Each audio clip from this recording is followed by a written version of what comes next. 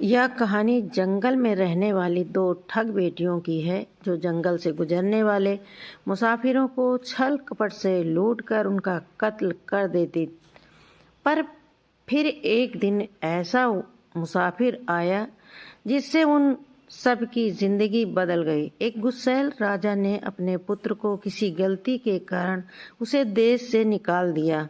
राजकुमार ने दुखी मन से अपने गुजारे के लिए 4 लाल और कुछ स्वर्ण भी अपने साथ ले लिए और दुखी मन से अपने पिता का महल छोड़ दिया। चलते चलते वह जब शहर से कुछ दूर पहुंचा तो उसे एक साधु का आश्रम दिखाई दिया। राजकुमार उस साधु को दंडवत प्रणाम करके एक तरफ बैठ गया। जब साधु ने उसकी मायूस शक्ल और देह पर कीमती वस्त्र देखे तो साधु ने उससे पूछा, बच्चा तुम कौन हो और यहाँ कैसे आए? राजकुमार बोला, महाराज मैं राजा चंद्रगुप्त का पुत्र महेंद्र गुप्त हूँ। मुझे मेरे पिता ने देश निकाला दे दिया है, इसलिए मैं परदेश जा रहा हूँ। रास्ते में आपका आश्रम दिखाई दिया तो मेरे मन में आया कि आपसे आपके भी दर्शन करता चलूं। साधु ने महेंद्र गुप्त की बात सुनकर कहा, बस तुम नेक इंसान हो और परदेश जा रहे हो, इसलिए मैं तुम्हें 4 बातें बताता हूँ। तुम उन बातों पर अमल करना। परदेश में यह बातें तुम्हारे अवश्य ही काम आएंगी। पहली बात कि परदेश में एक से भले 2 होते हैं। दूसरी यह कि परदेश में दूसरे के हाथ का बना खाना मत खाना। अगर खाना भी पड़े तो पहले किसी जानवर को खिला देना। तीसरी बात यह कि परदेश में किसी दूसरे की बिछाई चारपाई पर मत सोना। अगर सोना भी हो तो पहले बिस्तर को अच्छी तरह से झाड़ लेना। चौथी बात यह है कि यदि कहीं शत्रुओं के फंदे में फंस जाओ तो जहां तक हो सके नरमी और ज्ञान की बातें सुनाकर अपना उद्देश्य प्राप्त करना। साधु ने कहा, मेरी यह 4 बातें हमेशा याद रखना। साधु की बातें सुन साधु को प्रणाम कर राजकुमार परदेश चल पड़ा। जब चलते चलते बहुत दिन बीत गए तो वह एक जंगल में पहुंचा, जहां उसने देखा कि एक चील एक कछुए के बच्चे को लेकर उड़ी जा रही है। संयोग बस बच्चा उस चील के पंजे से निकलकर गिर गया। महेंद्र गुप्त ने कछुए के तड़पते हुए बच्चे को देखा तो उसे बड़ी दया आई। उसने मन में सोचा कि इस बच्चे को पालना चाहिए। इस बच्चे को पालने से 2 बातें होंगी।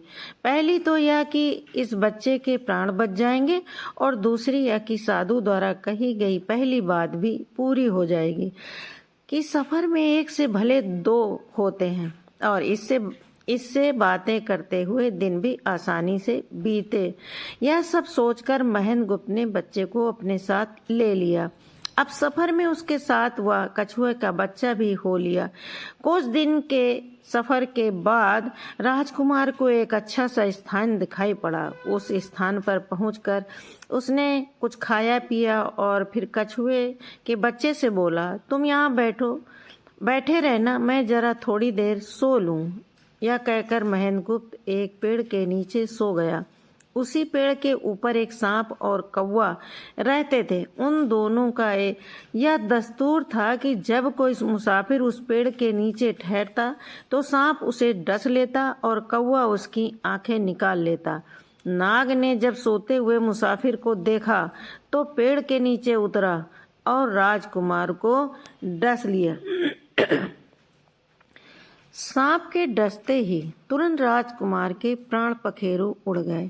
कुछ देर में जब कछुए की नजर महेंद्र गुप्त पर पड़ी तो वह उसे मरा देखकर बहुत घबराया और महेंद्र गुप्त के ऊपर बैठकर रोने लगा। तभी कौवा पेड़ से नीचे उतरा और ज्यों ही उसने महेंद्र गुप्त की आंख निकालनी चाही त्यों ही कछुए ने झपट कर कौवे की गर्दन को मुंह से पकड़ लिया। कौवे ने बहुत जोर लगाया मगर कछुए ने उसे नहीं छोड़ा। तब कौवे ने सांप को पुकारा। कौवे की आवाज सुनकर सांप आ गया। उसने बड़े जोर से कछुए की पीठ पर डंक मारा, परंतु कछुए ने अपना मुंह भीतर कर लिया। सांप ने कई बार कछुए की पीठ पर डंक मारा, किंतु हर बार कछुआ अपना मुंह अंदर कर लेता।